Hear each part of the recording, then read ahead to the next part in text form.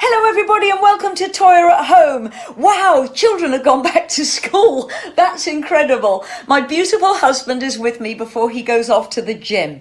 And we had a question that I want to start with because I think it involves both of us. And this is from Alan Roberts. I fell madly in love with someone during lockdown whom I've known for many years but unfortunately haven't been together at all since and are conducting a long distance relationship. Alan is in France and his loved one is in Barbados. Do you have any tips on how to keep the fire burning even though we're apart? Well, for me, being on the road for so many years away from my little lovey, what I would do, and may I say I still continue to do even in the same house, is when I get up in the morning and I say, hello God, whatever God is for me, I send out good wishes to my little lovey. And I do the same before I go to bed at night. Before I say good night God, whatever God is for me, I send good wishes to my little lovey. So, although on the outside we're apart, on the inside we are always present and together with love. Okay, well, my take on that, and I really appreciate that, Robert, but as a woman, I need reassurance. We've been together for 35 years, and if I don't, for some odd reason, don't hear from Robert in 24 hours, which is very rare, I think he's either had an accident or he's been kidnapped. And I need reassurance, firstly, that he's safe, that he's okay. He always lets me know he's thinking of me. Gifts help. They don't have to be expensive, but they're thoughtful. And that's the thing about love tokens. If you're allowed to send something to Barbados, postcards even are a love token and a memory of how you feel about your loved one. You used to phone me when you were away. He used to phone me every day, which was great, but he'd even phone me when I was in restaurants with friends and I'd be taken away from the table and my food for him to talk to me. And I don't suggest you do that. That's not a criticism. It's just stop phoning me. Phone me once a day. But I think that there were time zones involved, we understand. I know, and that's the problem. This is, things that we're dealing with at the moment with our future touring. You've got time zones that you have to deal with, and if your partner is working in Barbados, you have to deal with those working hours. So I think planning, I think scheduling, but also we have Zoom, and I just think you have to constantly reassure each other that you are committed and you're committed to keep the fire burning. I can't think how you can do that other than visually dressing up and doing odd things to each other on camera, which we've never done. But that kind of, you might need to do that. I don't know if that's good advice, but I'm sure other couples get up to it. But do not give up. If you know that this person is the person that makes you sing when you get up in the morning and you want to dance with that person, you want to celebrate your birthdays, Christmas, anniversaries with that person, then hold on, be tenacious, do not let it go, and it has to take what it takes, which is communication. And Alan, we really are thinking of you. My husband's going off to the gym now. Thank you, that was brilliant. Isn't lipstick great? I love you, little wife. I love you, fruitcake. See you later. She is wicked. So our first song today is Toyah and the Humans at Trading Boundaries with wonderful Bill Rieflin, Chris Wong. We got Jake Wilson on guitar and Igor on guitar as well. I think everyone played guitar on this session. And this is the very first song we ever wrote for Strange Tales when we were in Seattle in Pearl Jam's studio, and it's called Bedhead, and I love it. And it's about the fixation of us always wanting to be stylish, to always be something different, therefore we should be able to change heads. And it's as simple as that. It's utterly surreal. This is Bedhead. Enjoy. That was the wonderful Humans and Bedhead at Trading Boundaries.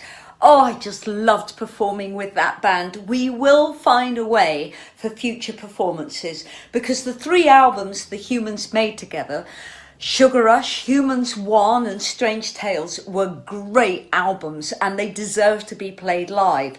So one day in the future, but 2022, I already have 4 tours booked. It's going to be such a busy year. This year is mainly outdoor festivals because we don't know yet how the smaller venues are going to keep the social distancing and being open, especially with rock venues. So this year is still a very exploratory year of getting out of lockdown. But next year, oh my goodness, I'm going to be so busy. There's so much going on and it's all really great. And of course, I've got Posh Pop coming out and Blue Meaning being re-released. It's not going to be a quiet year, but it's going to be a year that will always be slightly tentative because we're learning how to be out of lockdown again. Danny Costello, you ask, and thank you for this question so much. How did you make sure your back catalogue was managed so well recently? I think the approach to it and the quality of the issues is excellent. Danny, my team and I have been preparing for these re-releases for well over 4 years. We weren't allowed access to the Safari catalogue until it sold to Cherry Red, but all the prep work was done anyway, because on my 60th birthday, and I'm about to turn 63, Craig Ashley and my team approached Safari and said, let's celebrate my 60th with the re-release of the Toyah Safari catalogue, and they weren't interested. But this meant that we had all of the work ready, all the artwork, all the tracks we wanted. Joel Bogan and Craig Ashley were going through all of the tapes of the demos of the studios, selecting stuff that you've never heard that could go on to additional tracks on all of these albums. So preparation has been the key thing, and we were ahead of ourselves. And when Cherry Red bought the catalogue, and I bid for the catalogue as well, I was reticent, but they have been so phenomenal and so on it, and they're treating me like an artist of value, which has not happened for a while with this catalogue, that we are working together very, very tightly and very, very creatively well. So I thank Cherry Red, and I really thank Craig Ashley, who I first met when I was about 23 and he was 4. And he is an executor of my will. This is the bond we have. Craig has done incredible work. When anybody wants to know anything about me, I say, go to Craig. I can't remember, I'm too old.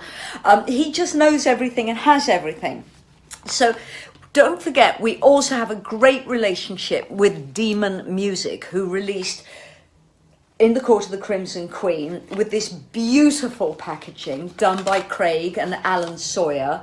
I mean, it's absolutely stunning.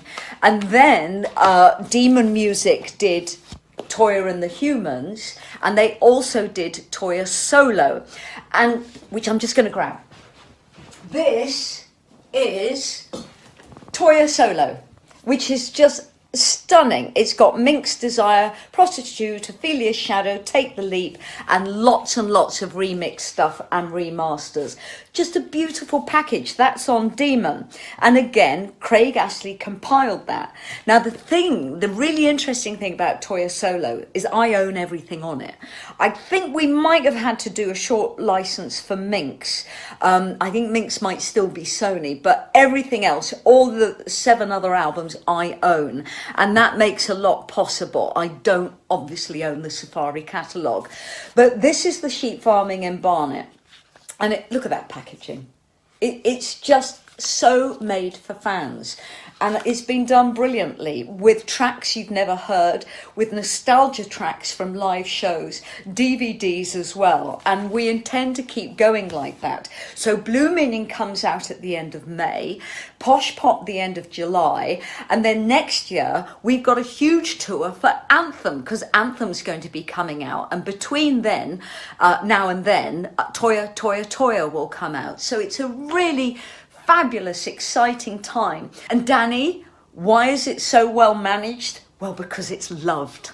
It's loved and it's respected. We are all 100% committed to it. And we know there's fans out there who really want this product back in the shops and available. And we're really grateful to you all. James Harrison, you ask, and I'm going to read the whole of this question out. When you both, that's me and Robert, finish our days aching and feeling old, do you long for a healthier, soft retirement? Now, that's the beginning of your question, James, and it's no, no, and no. When I'm touring and I'm in the car, sometimes as much as 8 or 10 hours a day, yeah, I ache.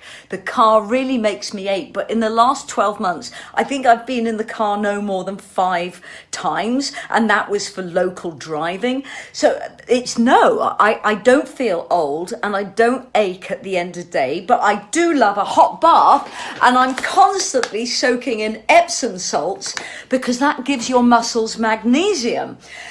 So the rest of your question, healthier, soft retirement. Now, James, I looked after my parents for the last 10 years of their lives, and they had this attitude towards retirement that as soon as I bought them a cottage and I made sure they were safe and I made sure that they never wanted for anything. They always had the money they needed for food, warmth and clothes. But they just stopped. My mother spent every afternoon and evening watching TV, and my father spent every day searching for someone to take him out or go and do something with. He was completely stranded and he wanted to be of importance. He'd lived a great life. He'd been through World War II. He was away for 6 years in Egypt and Israel. He wanted to be needed, and he spent the last 10 years of his life very comfortable. He had a lovely boat, but he was frustrated. He and my mother were still creative, valuable members of society, and I just don't think their attitude to retirement was right. So that has scared me from retirement. And also, the first month of lockdown last year, April, really taught me I never could retire. I have to be active. And part of that is I don't feel old. And if you watch Sunday Lunch, and I imagine you do, it's pretty obvious I don't feel old. I believe in rebellion and behaving disgracefully. So the idea of a beautiful manor or villa somewhere in the sun with a swimming pool is really, really attractive. But I could hire that and after a month be completely frustrated and wanting to get back to work. I don't need to buy it and go there forever. I know it won't work for me. You also say, James, and this is really, really important, you've started to feel really old lately and aching for a hot bath every night. Now, I understand that. Lockdown has psychologically kept us away from what we need as human beings, and that is interaction with other human beings, warmth, touch and appreciation. And I think, James, while we're still in this temporary lockdown, you have to bear in mind this is why you're feeling that way. You're tired of being expected of having to work until you die. Now, this is another thing, James, and anyone out there listening who is just starting their working life, have a pension. It really is worth it, knowing that when you get to a later stage in life, you have something other than your state pension that's going to give you a quality of life. So, James, you say you're tired of being expected to work till the end of life. I think a pattern of retirement is going to emerge where we all will have to have part-time work as long as we can physically work. And that work has got to be fulfilling, and you've got to be appreciated, and you've got to be seen and valued. We are in a revolution of age here, James. I do not believe in the term old. We are all born young, and we have these fabulous experiences, and if we're lucky, we have them for many decades. We are all of great value to each other through our experiences.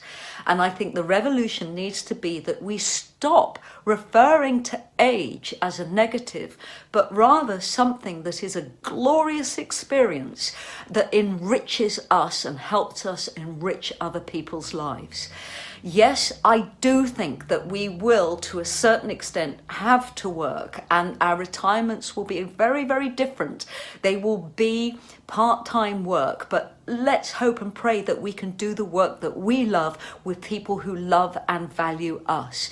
James, thank you for your question. And if you are aching, look up online piriformis stretch. It's a really valuable stretch. As you get older, your tendons harden.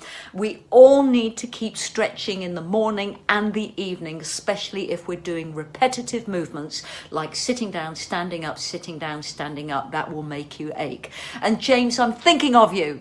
Sibilana, you ask, I would love your advice on changing direction in midlife.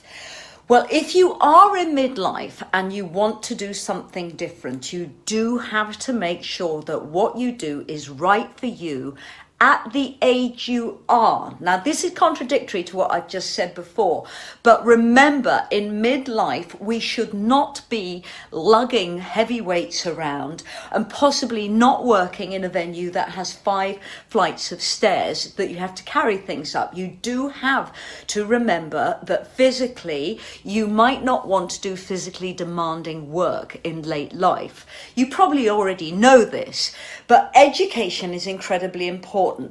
I always say, listen to your heart. If there's something you've always wanted to do that has been only a dream for you, like a fantasy, are you the right person for that fantasy? Are you the right person for the dream? And what I mean by this is, up until recently, I seriously thought I was a 6'2" Amazonian woman. It's taken me 62 years to realize that I'm incredibly small. I'm seen as small. I'm talked to as if I am small, and I'm perceived as small, not only in physical stature, but in mind and presentation as well. And what I mean by this is, as a woman, no matter how brilliant you are, whatever you give, whether it's an award-winning performance or if it's a beautiful meal, sadly to say, in our society, it's never enough. People always expect more, and it's probably because they see us as the givers, the mothers, the keeper of the children in society, and we will always be seen as that. So what I want to say to you, if you're in midlife and you want to change direction, make sure you belong in that direction, or you have something unique to offer that direction. It's taken me decades to realize that I was over-ambitious for who and what I am physically. I mean, wanting to be a Hollywood star is almost ridiculous at my size. Hollywood stars are usually at least 5'10", 5'11" upwards. So, take all of that into account. There is a very, very brilliant series on BBC iPlayer at the moment called Can't Get You Out of My Head. And it's absolutely blown my mind. And the reason I'm telling you this is it's explained my lifelong dissatisfaction is actually something that's manufactured in the heads of others.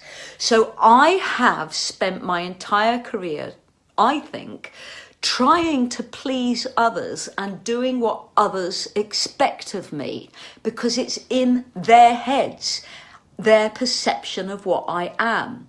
Now, as soon as I hit 50, I started to rebel against this, not totally understanding why I was doing it. Now, at 62, I know I'm rebelling against being shaped by others. And it's very, very liberating. And it kind of makes you go out into the world thinking, if I know I've done my best and I know I've done what I intended to do, and I know that I feel right about it, that is all that matters. So if you want to change direction midlife, education, do not be afraid of night school if you can do it. Do not be afraid of online courses. Commit to it. Commit the time. And if you can't commit the time, then it's not the right direction to you. And if you can't commit the focus and concentration, it might not be the right direction for you. So education. There's other things that you can do that might just boost your confidence as well. You could have a complete change of style. Change your haircut, your hair color, change your clothes. You could just completely change your image of yourself up there too. I think changing your image would fire you up and give you lots of self-confidence. But there's a few things I noted in the night that I've noticed in the area I live in that's greatly needed. And let's face it, we all have computers, we all have tech.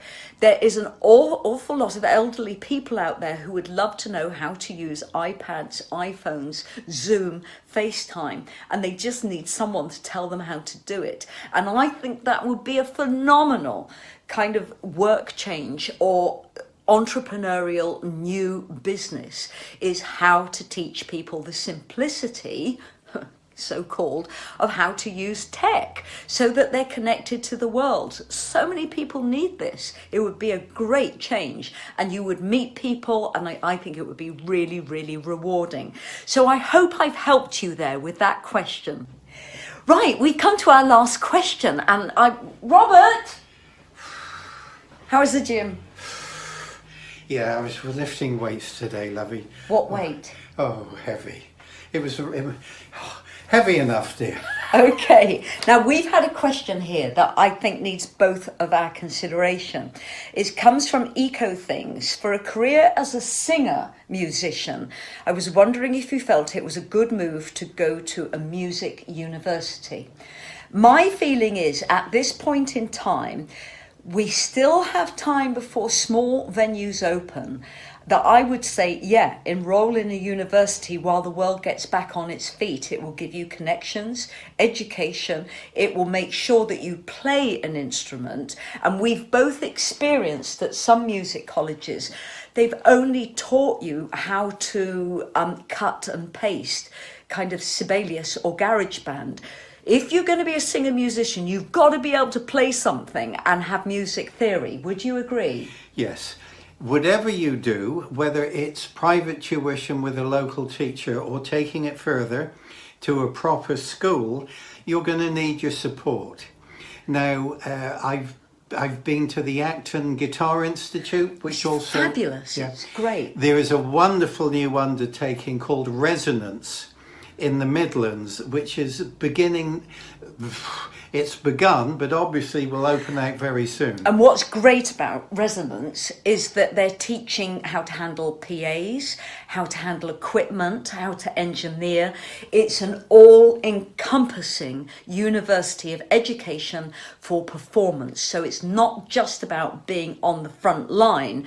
And the reason I've picked this up for you, Eco, is that the more knowledge we have of how everything works together, the better the team we have.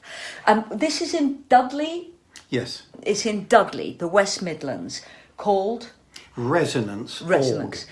I would also say that if you do go to a university, you will meet lots of people of roughly your own age that will be wonderful connections for you in the future. Also, and you might not know this if you're very, very young, art school. How many brilliant bands started at art school? You've got Roxy Music, I believe Susie and the Banshees. I mean, so many creative people go to art school, and it may be that that is where you find your future band. Who knows? But I think you do need to go to an educational kind of institution to find support, backup, and connections and network. Well done, lovey. Okay, good. I'm glad about that. I never did. I didn't do education. And you were taught to be an estate agent. Yes. For me, I had a very good local guitar player who was very experienced on strike. And after a year or two, he said, you need to play with other people. Yeah. So my education was with other players in beat groups, playing all the village halls that were available back then, dance rooms and so on, pubs. So my education was really on the stage. My education was given to me through the National Theatre because they cast me in a play when I was 18 and realised I was a rough diamond. So they put me in every class available within the theatre structure. And it was fantastic. And I have to say, I'm 62 and I'm now having guitar lessons. I will say to you, you never arrive. Always use your education to further your CV and so that you can broaden your horizons. Education is the gift we all need. So ladies and gentlemen, thank you much for lending your ears to Toyah at Home, and thank you, Robert, for joining in. We're going to go out today with Toyah and Chris Wong, Mike Nichols at the Chiswick Powerhouse Studios performing Dawn Chorus. We will see you tonight for Agony Aunts and of course tomorrow for another really outrageous Sunday lunch. Stay safe everybody. Bye for now. This next song is off my 1982 album called The Changeling, which was produced by the very wonderful Steve Lillywhite. And this song is called Dawn Chorus. Was wasted, modest and man shy, we could never decide which color shall we paint our eyes. We're getting ready to walk out in style. Wicked ladies, Satan's toys, with painted nails, acting coy. We're going after the gold shy boys. Here come the dancing boys. Here come the wild girls. In the heat of the night, in the heat of the night. Here it comes, the dawn chorus.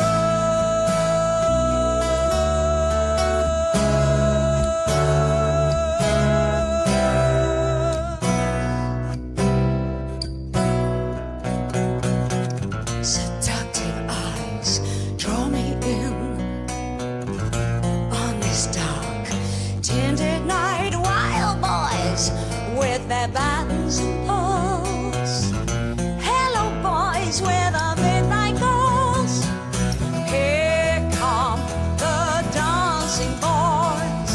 Here come the wild girls. In the heat of the night, in the heat of the night. Here it comes, the dawn chorus. Thighs, touch thighs and eyes, light, driving me crazy, driving me crazy.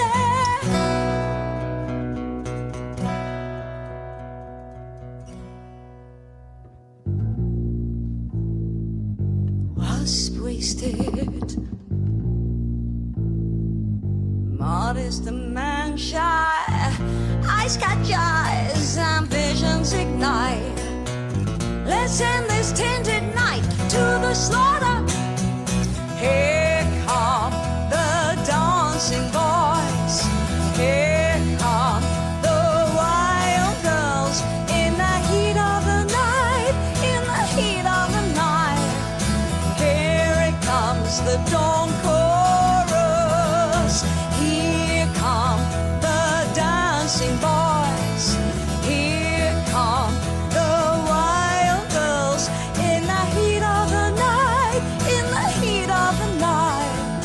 Here it comes, the dawn chorus. Here come the dancing boys. Here come the wild girls. In the heat of the night, in the heat of the night. Here it comes, the dawn.